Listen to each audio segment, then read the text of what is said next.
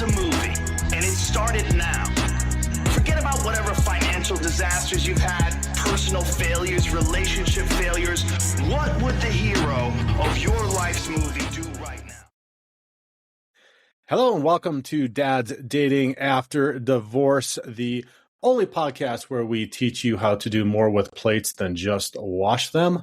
My name is Jude Sandoval, and I am the founder of The Divorce Advocate, and my co-host is Dallas Bluth, the founder of Black Box Dating. Dallas, did you like that one? It's a little foreshadowing, right? We learned that in high school, how to foreshadow. Yeah, it is. What ran through my mind is you going to come up with a new one of these for every episode. Yes, Stay tuned, Jude is. like and subscribe if you want to find out.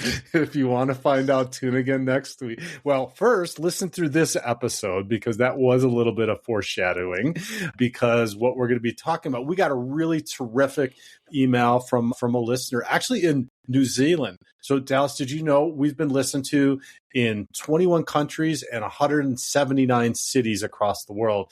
And actually outside of the United States, Australia and the UK are the other two most popular places that we're listened to. So shout out to all our folks across the world that are listening. Apparently, there are a lot of dads dating in all across the world that need some of your pearls. So pretty cool. Divorce is not just an American phenomenon. It is not. It's a sad reality, but that's why we're here to help you in life 2.0. And so let's talk. And so the point of that, bringing that up, was that our friend, he was from New Zealand, asked if we would talk a little bit more about recreational dating, or some call it casual. We call it recreational here. We've landed on that term together.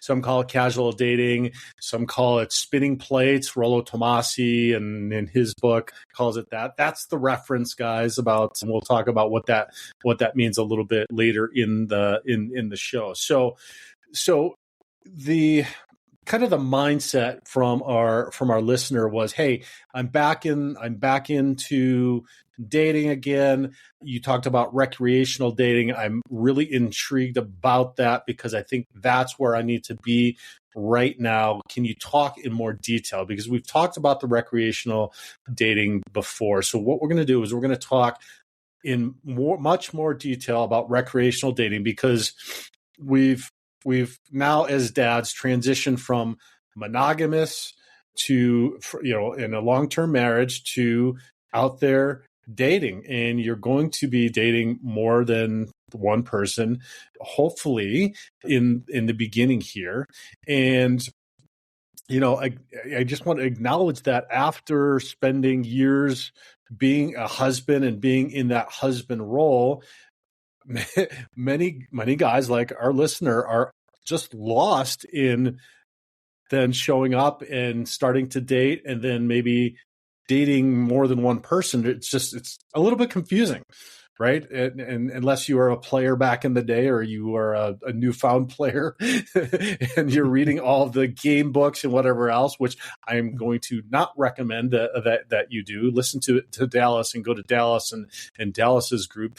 Leave the books and the game books alone. Those are so 2000 anyway, Dallas, right? But let's first start off with defining what recreational dating is, and I'll let you give your definition that you understand what we've kind of come to terms with what that is. Well, I think in the context that we're talking about, recreational dating, it's the phase of dating before you become committed. It's the phase of dating before you're exclusive, before you and the woman have both explicitly agreed that you're not going to be seeing other people. And the point of the recreational dating is to hold space for getting to know that person so that you're not committing to the wrong person. That's really kind of what's at the core of it. The other part of it is to enjoy yourself. As a single dad, you don't have a whole lot of time. You got to be careful about how you spend it. You want to make sure you're getting the most out of it. And looking at it as recreational, as opposed to, the other term casual, really make sure that you're spending your time in a way that you're enjoying it. It's charging up your battery. You're feeling good about it. It helps you with some discernment. What would you like to add to that definition? Yeah, no, I think that's perfect. The only thing the juxtaposition is you would be dating to find somebody to get into a long-term relationship and eventually marriage, or potentially marriage would be the opposite, I guess, of recreational dating. You're not looking to, you may or may not be looking to do that, depending. And we're going to talk about kind of the phases, if you will, of whether you're doing recreational dating for that and what that phase is, or you're just recreationally dating, period. And I do want to point out, we're not saying it's not recreational dating so that you're, again, the game theory, because what gets confused, I think, a ton, Dallas, is people, you're a player, you've got, you're just running game on me, or all this game stuff that was really literally from the 2000s, right? Like that recreational dating, casual dating is just that, just trying to get somebody to sleep with you or sleep with lots of women at the same time, which is kind of where that spinning plates thing has kind of fallen in. So that's not what we're advocating here, and that's not what we're talking about. And we're going to, and I think, Dallas, what I'm going to do is, I'm going to be talking about that because I'm going to be pointing that out as we go continually, because there's so much bad information out there on the internet that cutting through we just have to, for us, I feel like we have to do the duty of cutting through the noise for Dad. Yep. Because honestly, when I was going through my notes here, I'm like, oh boy, wow, this was pretty much me. And this was pretty much me until just like not too long ago. And wow, I wish I really would have had somebody other than reading all of those books and listening to all those podcasts and reading all of those blogs to really give me a really, I don't want to say wholesome, but a better perspective of how to do this after divorce.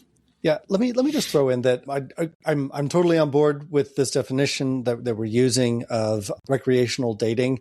Of it's a precursor to a committed relationship. I also want to throw out there, though, that if what you want in your dating life is not to get into a long-term committed relationship, that's your choice. This isn't a moral question. The only moral question I would bring up is be honest with women about that. Right. Honesty is one of the few rules that I have when I talk with my clients is you don't lie to a woman. You just don't. I'm not interested in working with you if you do. Definitely.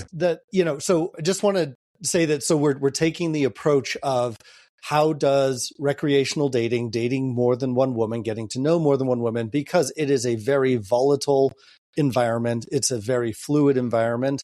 And until it's locked in, it's not locked in. You've actually nailed it on the talk that I'm having tonight with my mastermind group is around this very topic. So this is actually landing perfectly. Well, and I'll add that it can be very dangerous too. And I've had some experiences around that with circumstances and situations that you can find yourself in. So as a dad, you don't want to find yourself in any of those circumstances. So there are, and I don't want to scare anybody, but there are circumstances where you need to pay attention and make sure that you're covering yourself and that you're doing the right thing. So let's talk about the benefits. And you kind of hit on the first one that I wanted to bring up, which was, hey, if you want to be in this phase of recreational dating and you want to do this for an extended period of time, which is probably not a bad time, at least like right post divorce, you're going through a time of emotional decompression, if you will. If you've gone through a divorce and if it was high conflict, there are just your life might feel heavy, and you don't want to go into dating with a heaviness. And so the complete opposite, right? Everything that you talk about all the time, which is, hey, you need to create an environment and an experience that is fun and light and exciting and adventurous. If you're heavy and you're coming out, that's going to be that might be hard to do. So just recognize that by not getting into something, by just recreationally dating, that's going to help you to decompress those emotions. Absolutely true. Yeah. You have to, women want a lighthearted experience. When they're in a man's presence, what they want to be playful, they want to be having fun, they want to feel safe. All of this creates an experience where a woman is feeling lighthearted. She's not burdened. And if you're a guy coming in with a lot of heavy emotions, even if you're not explicitly sharing the source of them, but you're wearing them inside of yourself, it's going to be you're going to be struggling to give the woman the experience she wants so that she can relax and open up. Yeah. Yep. Yeah. So it gives you time to then the second thing I want to bring up is build your skills. So dating is a skill, guys, and we've been out of this game. Well, yeah. I mean, probably, and I'll speak from my own experience, but also from experience in talking with other guys, probably didn't do a great job of dating your wife. Might be one of the reasons why you're not married anymore. So that skill, at the very least, has been diminished. And recreational dating will give you the opportunity to really start to build those skills again. And you hear Dallas talking about lots of them every time that we're on the show. Yeah. But that in and of itself takes time. So it would be same as going back into the gym and thinking, oh, I'm going to get my 20-year-old body back from college where I look so buff. So I'm just going to give a quick short list off the top of my head. This is not going to be complete. I'm not even sure these are going to be the most important ones. So some of the key skills that you got to have when you're dating and you're just getting to know somebody. Let's see. Top of the list would definitely be listening skills. You need to be sure that you are listening at least as much as you are talking, preferably a little bit more listening than talking. That's really important. Number 2, you need to remember that you don't know this person. This woman might be incredibly attractive to you, and that has a tendency to make us project onto them all kinds of idealistic things. We can't do that. We have to remember that we don't know who this person is. The projections are fine, but we have to remember we don't really know who they are, and we have to not jump in. That's a huge skill that we have to do. Number 3, what is this woman really saying? What is she really communicating? Women communicate differently than men do fundamentally. We got to get back into that and learn how to read between some of those lines and see, what is this woman not saying that she's actually saying? There's so many pieces to that. And last one I'm going to throw out there, you got to learn how to make attractive invitations. A huge part of dating is simply leading by invitation. I'd like to do this. How would you like to come with me? And those invitations have to be invitations that do not have strings attached to them. There is a skill to this, and we're never done. We're going to get better and better at listening effectively, being curious about the person, speaking up with their own voice. I'm going to throw one more in there: how to be playful with a woman. A lot of guys struggle with being able to laugh at themselves, being able to be relatable. Women don't trust men that can't laugh at themselves. Women won't relax around men that don't laugh at themselves. This is a skill to know how to do that. And the list keeps going. Another skill you got to be able to do is how to insert yourself in a flirting way, how to be able to push that line, bend the line, step over the line, not a huge amount, but just enough to read how she responds to it. All of these are skills, and they all have to be going on simultaneously in your dating experience at that table. In the space of 20 seconds, you could touch on 4 or 5 of those all at the same time. And that's how you have to be doing it if you want to be effective. Right. And that's where I feel like the spinning plates concept is important when you're recreational dating, because if you are engaging with multiple women, that gives you the ability to interact differently, because different women are going to show up, like our episode last week where we talked about how they have their different wants, their different needs, or different ways that they feel comfortable, et cetera, in the dating process.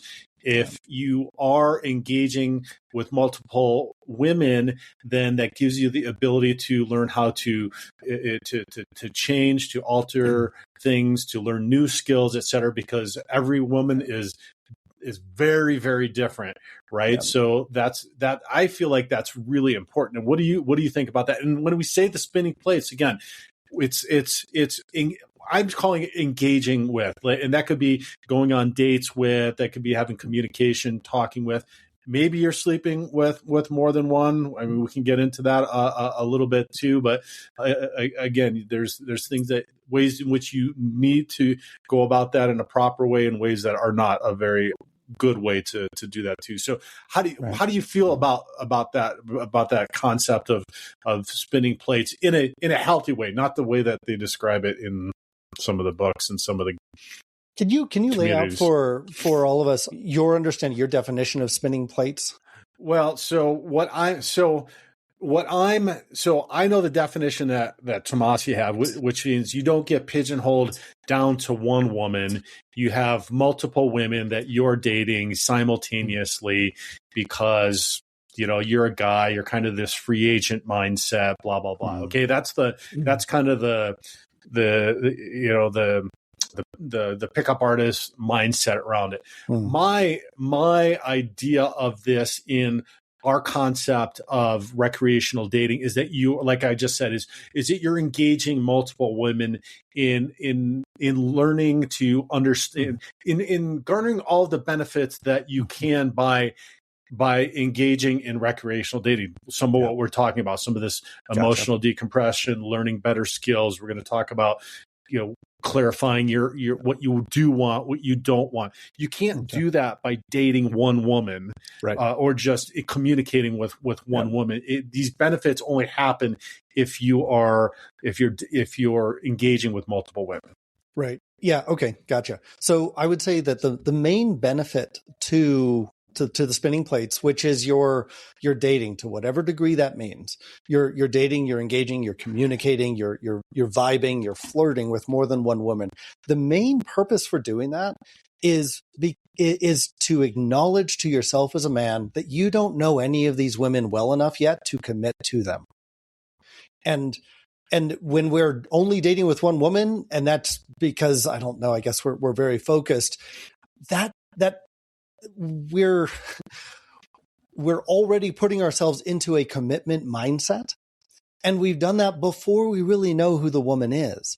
And when you go on dates with more than one woman, when you're reminding yourself, hey, I don't know this woman that well yet.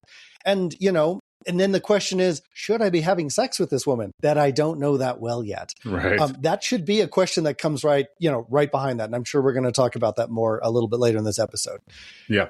That's the main reason for doing this. It's not about, I'm trying to play the field. It's not about trying to build your ego up. It's not about taking advantage of women. It's not about being the boss. It's not about playing mind games with other women. There is a certain amount of energetic availability that you maintain in yourself when you are dating other women. But all that really is because you're remembering, I don't know this woman that well yet. And as a result, I'm not ready to be committed and exclusive with her yet. You need to remind yourself of that, because the flip side to the spinning plates is society tells men that if you're playing the field and having sex with a bunch of women, you're a dog. You're a typical guy. You're just like all the others. And if you want to be a virtuous man, you need to be committed. You need to be monogamous. You need to put all your resources into a woman. And I do believe that we get to be deeper with a woman when we do that. However, the commitment should come from me, inside of myself, inside of my own heart, and my desire for this woman, because I know her well. Not because it's coming from the outside and being imposed on me as a dogmatic assessment of what it should be. I'm sorry. There is construction going on outside my window. I really hope the listeners can't Dallas see it. And lives on a construction site. I do. It's horrible. And I feel like I'm stuttering on my words just a little bit, because I have people scraping stucco like about 3 feet from my head right now. And I'm glad no one can hear it. I, however, am like just slightly distracted. So, okay, Jude, take the mic, please. No worries. No. I agree 100%. And I do want to emphasize, though, guys, that this time frame it can last an extended period of time. So maybe you are engaging with multiple women for the first year after divorce, right? In just a context of, again, like we said, getting your skills back. The next one is the important one, which is, and we always talk about determining what your values and your beliefs are, coming up and figuring out what you envision, what you want your life to be like post-divorce. Is that, do you then want to have another relationship? Is that relationship a long-term monogamous relationship? Is it a relationship that that results in marriage and you're going to get remarried again?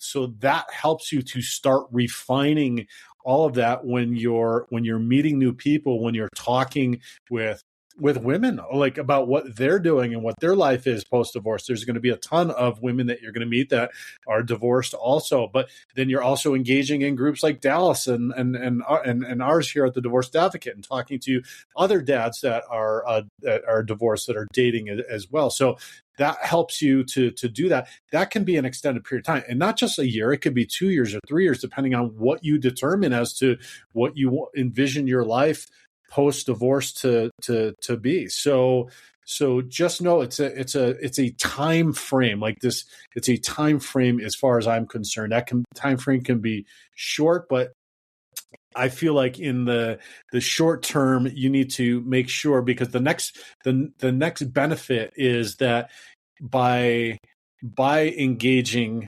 more and putting yourself out there more, you're going to avoid that rebound trap, which is a huge problem with divorced men. And that's why, that is the single reason why the second marriage divorce rate is even higher than the first one. And the third one is even higher than the second and the first one, is because you get pigeonholed into one person. You have no clue what's going on post-divorce, and then you get yourself into a bad situation that then just becomes worse because you have not taken that time. Yeah. When it comes to time, I think it's really important that we realize we own our time. As a man, as a dad, as a free agent dating, you own your time. The idea that, oh, well, we've been dating for 3 weeks, we've been dating for 3 months, and now here's this expectation, or, we've been, we've kissed, we've gone home and gotten drunk together, or we've had sex together, or, or we've spent a weekend together. All this means that now we're in a committed relationship. Gentlemen, no, it doesn't. You decide when you're in a committed relationship, and you decide what your criteria is for that. Again, don't lie, don't manipulate people, but you have control of that, and your time frame, the time that you have, is up to you to decide, do I know this woman yet? How much time do I want to be spending with her? Maintain a strong frame around that. Don't let social pressures of what a quote unquote good man is, push you into something that you don't really want to be committed to, and that you don't feel you're fully informed on, because you know the woman well enough. And to your point, Jude, that you know yourself well enough. If you just came out of a relationship and there is a lot of emotional exhaling that needs to happen, like you described, you take the time you need to do that. And again, I think to your point is, you can't do that entirely alone. You can't do that just by, grieving quietly in your bedroom for 6 to 9 months. Like, that's not going to work. You're going to have to go out, go on a few dates, kiss a few women. Probably you might even sleep with a few women in order to reset, what you need. The women, they have a great line for this. It's like, the only way to get over a man is to get under another one. Have you ever heard that one? No, I have not heard that one. This is, I think it's a little dated at this point, but the only way and women say this to each other, the only way to get over a man, meaning the one you were just in a relationship, is to get under another one. And they're not saying that they're going to get attached to that one, but that is sort of like you have the last song playing in your head. Well, this helps to remove that song and come back to a truly, kind of quiet place. And it takes some time. It takes some experience in order to do that. You're in control of that time frame. Do not let somebody else try to dictate it for you. Yeah. So you hit on the last two benefit points because you're a master at this and but maintaining that autonomy until you decide Yes. actually that's an Hard. effort in itself in So learning hard. how to keep frame, like you said. is. When you mentioned that, I've got an old friend, 30 some years, that knew me back when I was an athlete and in my days of playing in different leagues and this person still views me as that person, right? Like as how I showed up there, how I showed up in my dating life, et cetera. And I'm a completely different person now than that. But that's what, struck me when you're saying that. That's what I thought of.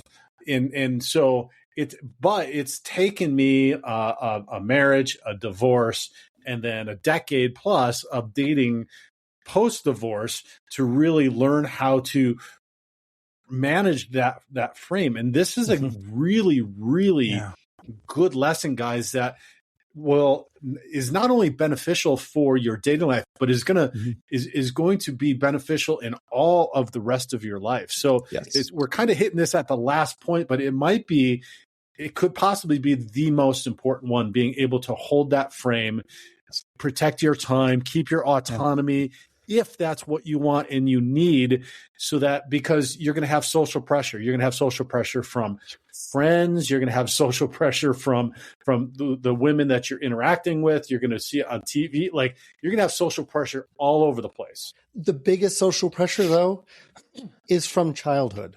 It's from some messages that you were given earlier in life, and we think it's our voice, but it's not.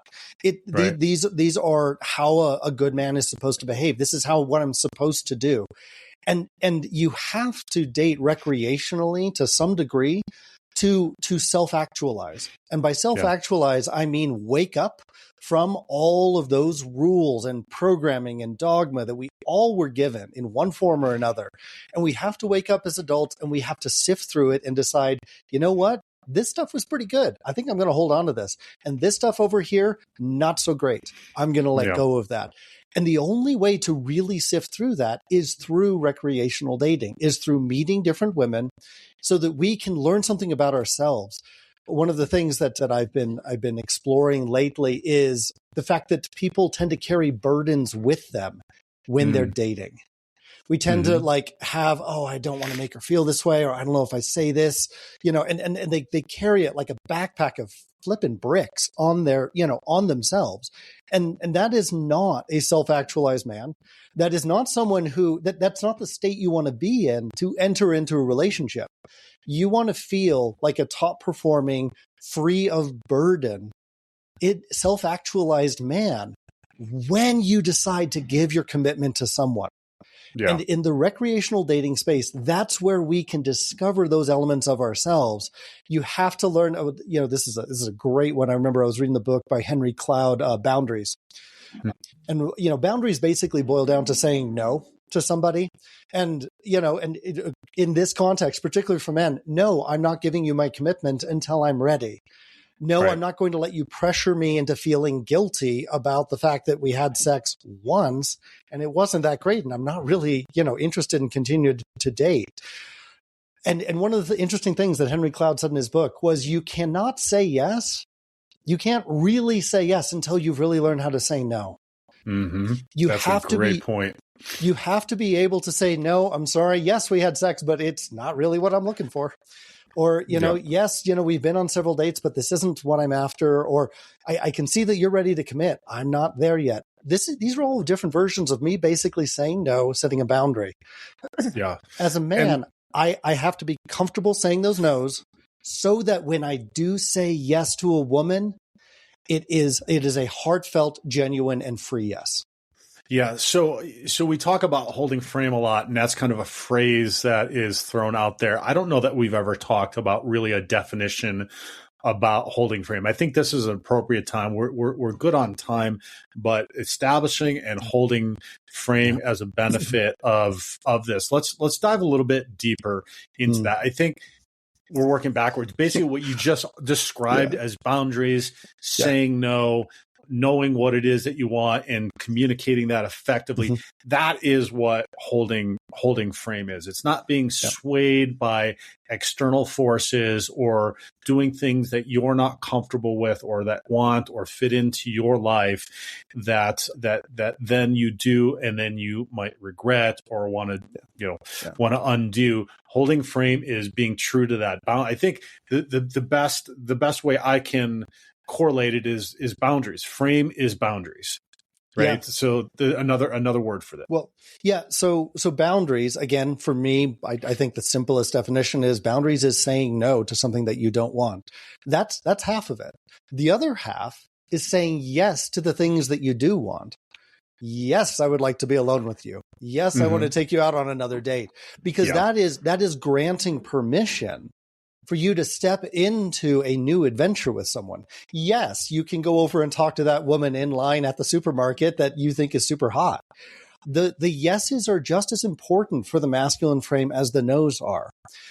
And the masculine frame, the absence of that frame means you're just trying to please the world. You're trying to respond to the world and make the world happy and make the world pat you on the head and say, "Oh, aren't you a good boy?" Yeah. That's and that's being a nice guy. That is wandering around and you're in you have no leadership inside yourself. You have no self-leadership when you are trying to please the world.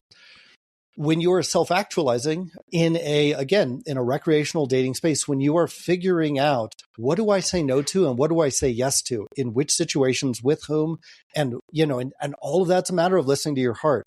When you are operating from an internal self-definition place, that self-definition is your masculine frame as a man. Yeah, and I love Robert Glover's visualization of this when he describes it as you're taking all of these ingredients in your life, right? And you're putting them into a cake. Like you're building this life and your life is the cake, right? You're taking all these different ingredients, you're putting them in there and making this beautiful, delicious, desired life that then somebody's going to come alongside and be like, wow, yes, like I want some of that. That is, and then she's the icing, if you will, on the cake. And that's not derogatory. I've had some women be like, no, well, it's derogatory. I'm like, hell no, it's not. Why wouldn't you want to be the icing on an amazing life? That's just, that would be fantastic. Yeah. Yeah, a woman comes along and says, "Let me drape myself all over you because you're such a wonderful structure." Absolutely. Exactly. And here's part of the reason that speaks to the instincts in the feminine side of a woman, which is the really attractive side to a man, is because a man that has a strong frame, she knows what to expect with the man. When she knows that man says yes according to his heart and no according to his heart, she knows that she can count on that man to show up in a very similar way, day after day, week after week, year after year. Masculine frame is consistency. And women need to know that man is consistent. If my behavior is just an attempt to please her, or it's adapting to her, and I'm not operating from a place of frame, I'm operating from a place of pleasing, the woman knows that she can't really trust me to be the same, because her feminine nature is going to be fluid. And if her feminine nature is fluid and then I'm trying to adapt to it, well, we just have a big mess running around in the living room. The energy is going to get real chaotic. If she knows that she can count on me to say, no, that's not going to work, or absolutely, I want to do that. And you know what? I got something new and I want to do that too. If she knows that I'm going to speak from a reliable, consistent place, that masculine frame, that's going to allow her to relax because she knows she can count on me independently from her. Right. And that's where we get into they call them in some circles, the shit tests, right? The tests that women are going to give to men to see if they can say no. And so this is a legitimate thing. Men get all pissy and whiny and like, why is she being a hassle? Why she's doing this? Because of what Dallas just said, which is she's testing whether or not she can feel safe and secure with you. And if you can't say no to her, she knows that you can't say no to the rest of the world. And then that undermines all of her ability to feel safe and secure. She's not going to feel that she can trust you, that you can be good with her feelings and her heart, with her children, maybe with your finances, with the future, like any of that. So these little shit tests, if you will, welcome these. And if you get them from multiple women, welcome them and learn how to keep that frame, which might be saying, no, we're not going to do that. Or the positive, like you said, like, hey, we're going to go do this. And she might whine about it. Like, I can't tell you the number of times I've gotten like we're going to do that. And then afterwards, like, oh, that was actually a lot of fun. I'm like, no shit. I know. It's just fun. Like, I like to have fun. Let's go have some fun. So it's kind of that stuff. Yeah. So women, and again, they're most of the time they're not doing it consciously. Some women are. They're kind of diabolical that way. Some women, most women are not doing it consciously. It's how they're wired to stay alive through the years, right? Or through the centuries. Can I trust this man to be reliable? Can I trust this man to be what he presents himself to be? Yeah. When a woman is doing that, okay, I think the question is yes. Okay, well, there's so many things. One is she's not going to do that to a man she's not interested in. Period. Full stop. She's not going to bother. She's like, I'm not interested in this guy. Why would I engage? So if she's testing you, that's a good sign that she's trying to dig a little deeper and see whether or not she can open up some more. Also, with those shit tests, if she just keeps doing it constantly and constantly and constantly, she might not realize it. Go ahead and set a boundary around that. And go, hey, I feel like you're busting my balls here a little bit. Can we take a break and shift it over to something playful and see whether or not she shifts? Because it should be a balanced mix of some of the more, intense, serious connection pieces and some more just enjoying time and space together. The other reason, which I think is behind, underneath a lot of what you're saying, is every woman wants, she wants to be free, but she knows that she doesn't have herself entirely figured out. That's part of the feminine space. She wants to know that it's safe for her to be messy when she's with you. Do I always have to look perfect? Do I always have to have my makeup and hair done? Do I always have to be dolled up? Do I always have to know what I'm thinking? Do I always have to, keep a calm, cool, collected, or can I be a little crazy sometimes? Can I be a little messy? And if you're like, baby, I've got all the masculine strength and frame in the world, I would like nothing better than for you to be able to let out your crazy with me, because that's where your energy is. Right. And that's where learning those skills that we talked about a little bit earlier around how do you do that? How do you manage that? How do you not show up butthurt? How do you deal with her ever-changing emotions and make her feel, or a relational dynamic? What you just described, like if she's always busting your balls, like she may have just learned that. It might be a relational dynamic that she learned and was never pointed out to her. And you might point it out. Now, what you point out and what she does with it, then it's on her, right? And that might be also where you need the whole frame and say, this is just not working for me. And you got to be able to say no, and you got to be able to walk away. That's the big thing. Absolutely. And everything you described, that this is recreational dating. This is dating as a game, not in a manipulative game, but it's a game as in we don't know how this is going to go. And you're flexing a little bit of frame. You see how she responds to it. Oh, we're not a good fit. Oh, hey, we are a good fit. You actually like that. That turned you on. We're going to make out some more. This is all part of the recreational dating. You're figuring yourself out, but you need to see. And this is, again, where you have to do it on your timeline. I don't know this woman that well yet. I don't know if I'm ready to be committed. But if you see it like a game, like a puzzle, and, this is particularly applicable when you're dating women that are younger than you. Particularly if if they grew up with a lot more social media than you did, which I know is the case with me. When I date a woman that's 10 years or more younger than me, they're coming from a very different place. They have a different set of social rules and expectations than I do. Yeah. And so when I express my yeses and nos, my frame, and I see how they respond to it, or I get their little test that they're throwing at me. Hammering is happening again. Sorry, guys. I'm going to try to block it out. Hopefully you can't hear it. You're doing a good job. Okay, thank you. when that's happening, you have to realize that particularly with a younger woman, you're older. One of the benefits of being with an older person is, okay, they got an older body, but they should hopefully be bringing more maturity to the table. Gentlemen, if you're the older man in this dynamic, you have to bring some patience. You have to bring some structure. And then you have to see, what does she do with that? And that all takes recreational time together to see before you decide to lock it down. Yep. And so that leads me into some of the detriments, which you just mentioned, which is like, it takes a lot of time to have to engage with multiple women. And I don't know about you, but I'm at the age where it's like, this is exhausting. Yes. It could literally feel like a second job. Yeah. And the better you're doing it, the more exhausting it is. Please continue.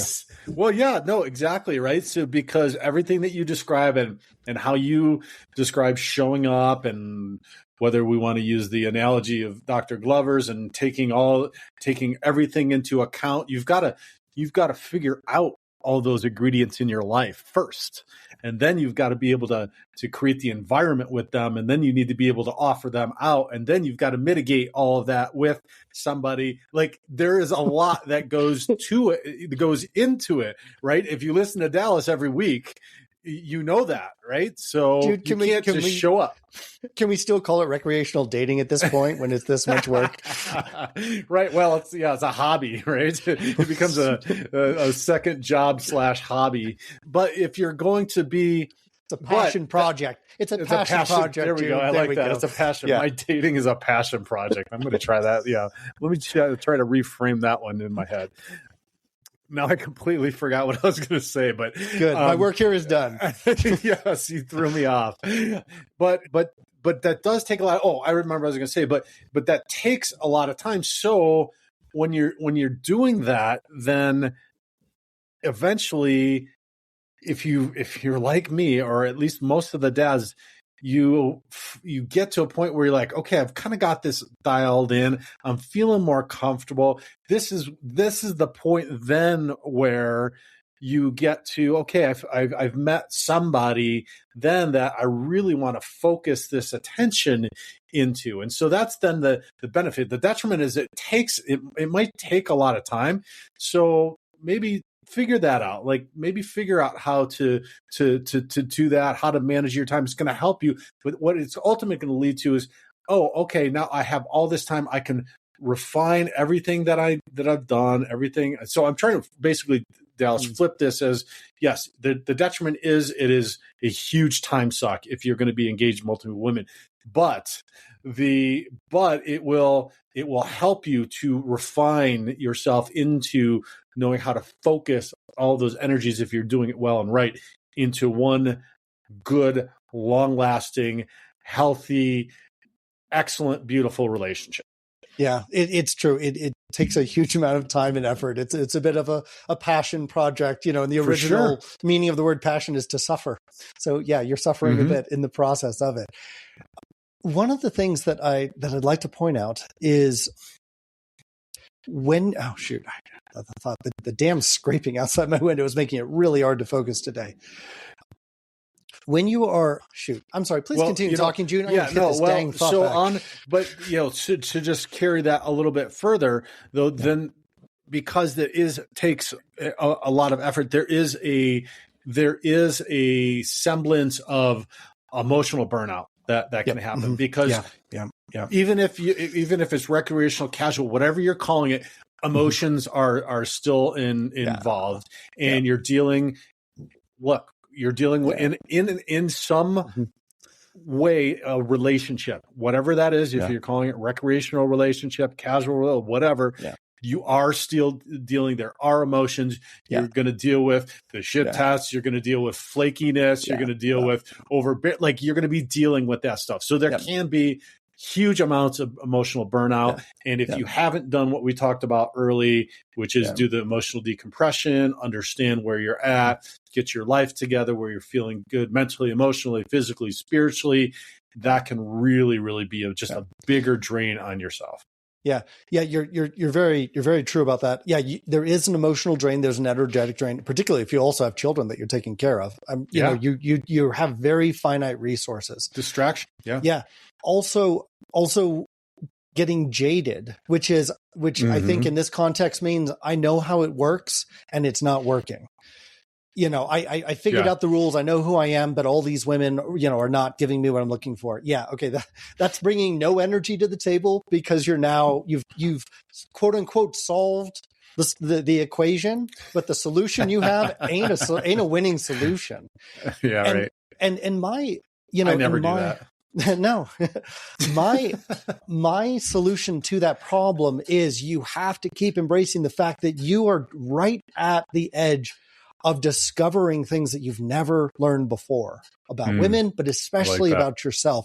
You have to realize that, like, you don't have it figured out. Are you kidding me? If as a man, you were saying you've got women and dating figured out, and I hear plenty of guys say this, no, you've calcified in your mind. You do not have a beginner mindset. You do not have curiosity, and women don't want to be with a man that is that sure of themselves.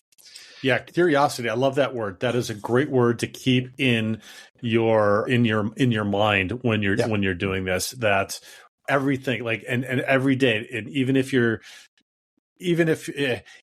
it feels like, oh, like whatever emotion you're having curiosity can completely change the mindset of everything that you're doing. And you want to be curious about women. You want to be curious about what's going on. You want to try to have compassion for what they're going through, you know, online dating, all that kind of thing. You want to have curiosity and compassion and all that. However, that is not where most of your curiosity should be. Most of your curiosity should be, what do I not know about Dallas yet? What do I not know about myself yet? That is a man who is constantly unearthing fresh energy, fresh discoveries that every woman comes to and goes, wow, you really are discovering new sides of yourself. I would love to make a life with a man like that. Right. And you can tell this by sort of observing how much of your attention is external on women, how much you're talking about, oh, well, she's doing this and they're doing that. And you know, they're like this. And notice I'm putting all the pronouns on her and them. And I'm not wondering, well, okay, so last night at the date, okay, she, whatever. But what did I not do? How did I pivot? How did I show up? How did I get knocked out of my frame? When I ask those questions about myself, I can't get jaded.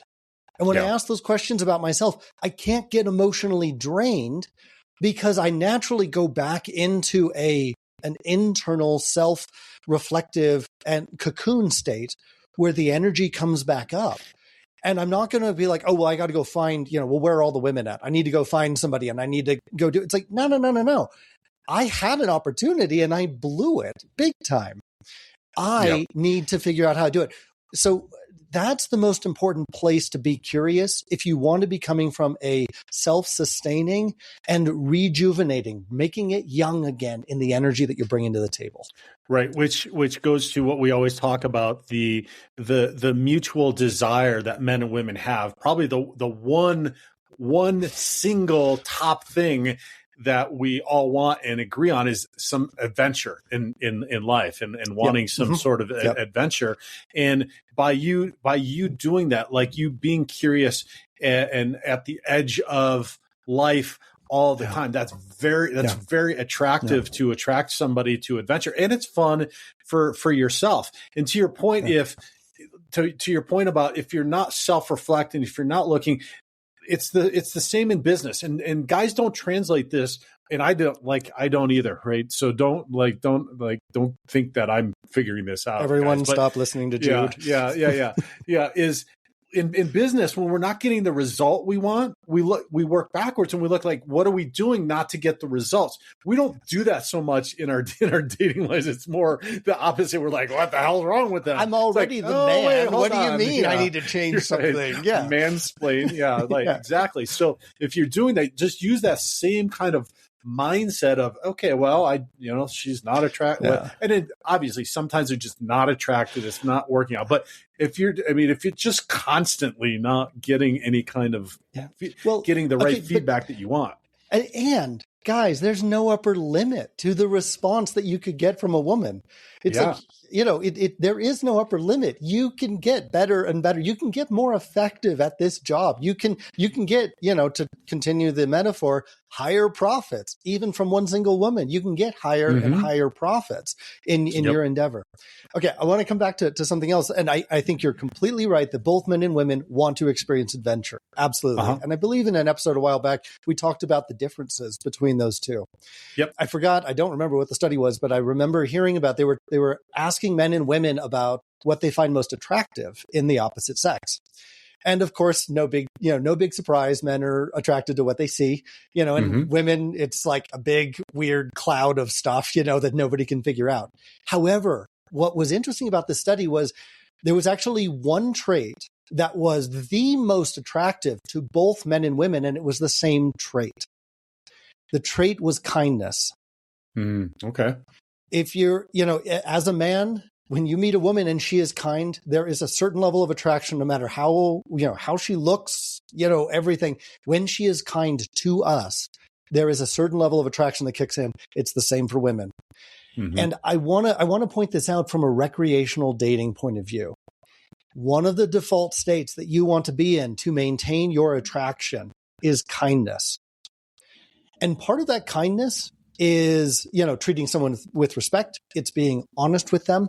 But to tie it in with the masculine frame, clear is kind. Yeah. I'm going to tell you what my no's are. I'm going to tell you what my yeses are. And I'm saying this because kindness is part of my frame and part of my strength. I want you to know exactly the man that you're dealing with. And I'm going to provide this clarity so you can say yes or no to what I'm presenting. And this is what keeps it all clear and clean. And it also is what untethers us from these, again, I feel like the hardest part about recreational dating for men is this expectation for us to commit. And if we don't, we're somehow being sleazy. We're somehow being naughty and behind the scenes. Guys, you're not. And when you are clear and kind that way, you are unburdening yourself from all of that baggage. You set it down and go, no, I'll tell you when I'm ready.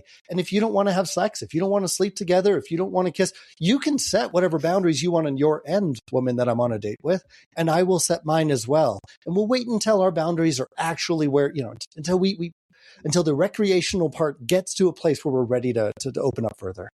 Right. And that leads to a potential drawback of misleading somebody else, but also the kindness that I think you're describing too might be having to stop seeing somebody that has that you've determined has more feelings for you.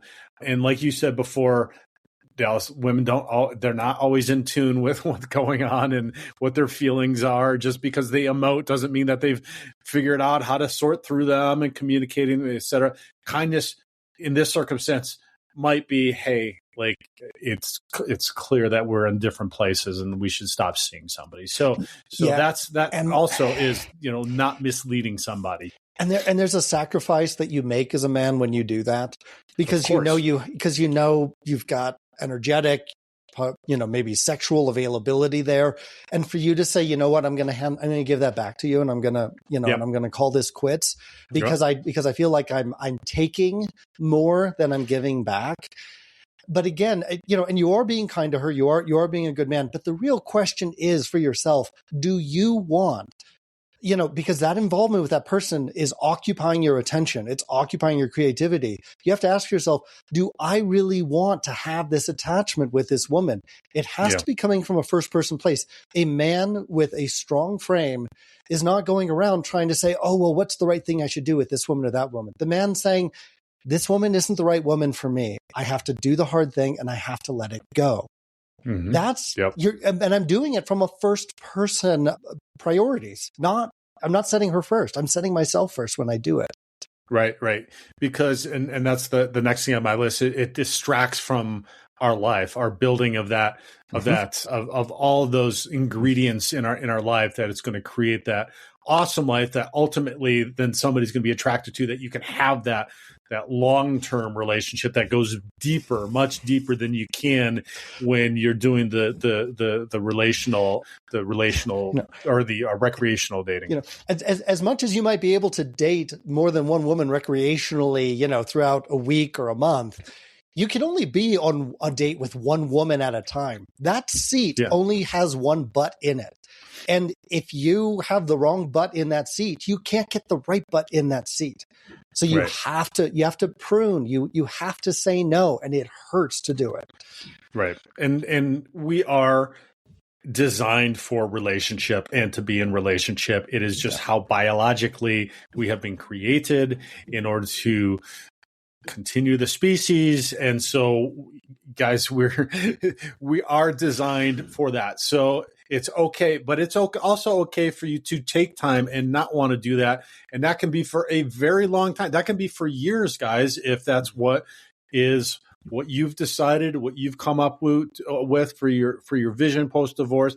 It might be because you have obligations to your kids, which is another drawback, right? The dad factor. We have a lifestyle and an obligation with our kiddos. And so engaging with multiple women can be it can really skew your focus and your presence with your kiddos, like if you're distracted and texting, like all that stuff. Yeah. And also the second part of that is not doing the work that you need to be doing on yourself to not only be a good partner, but also be a good dad also, right? Like this is all, see, Dallas, what I find is the biggest challenge for dads is in just dating, it all is intercorollary, right? Like it all impacts everything else. And I think we get as dads, because we've been in a monogamous relationship and a marriage for so long, we start dating and it's like, oh man, it's so confusing getting out and then trying to like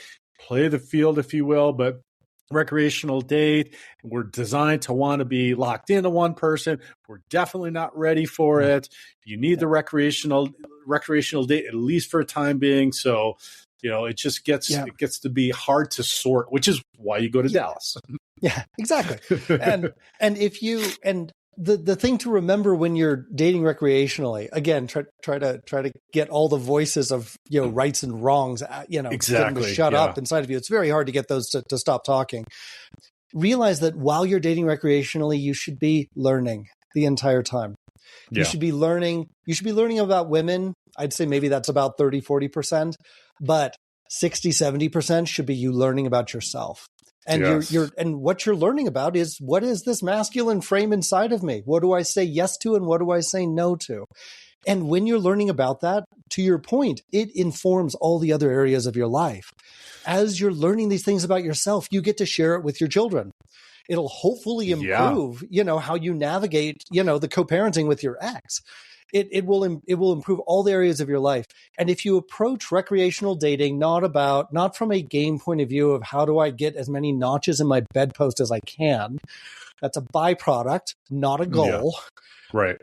And instead you look at it as, what do I not understand and that I need to understand about women, and especially what do I need to understand about myself and about what I'm saying yes to and no to in life.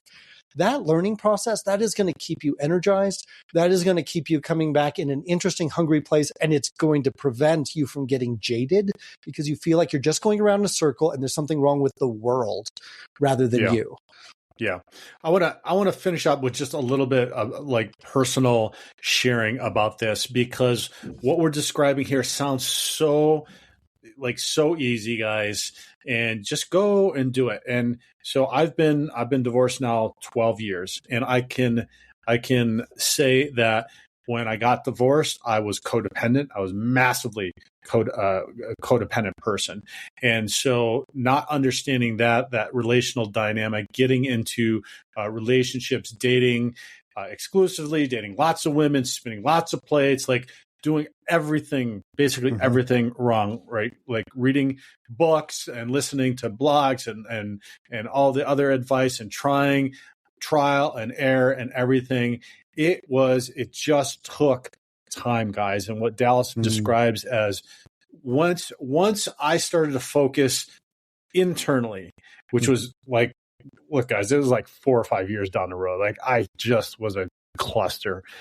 That is when things started to shift and started to change, not only in my dating life, in my relationship with my children, in my work life, everywhere else, and making that shift. Then things really started to open up and change. But even now, after a decade of this, like we'll talk with Dallas, and I'll think like, hey, like I need to do this. This would be a great thing to model for my daughters in how I'm showing up in dating, or what I'm sharing with them, or what I'm doing. So this is a lifelong project, guys. There's no goal line.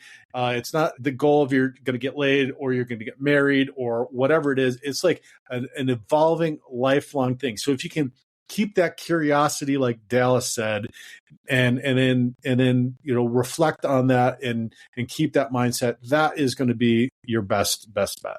Yeah.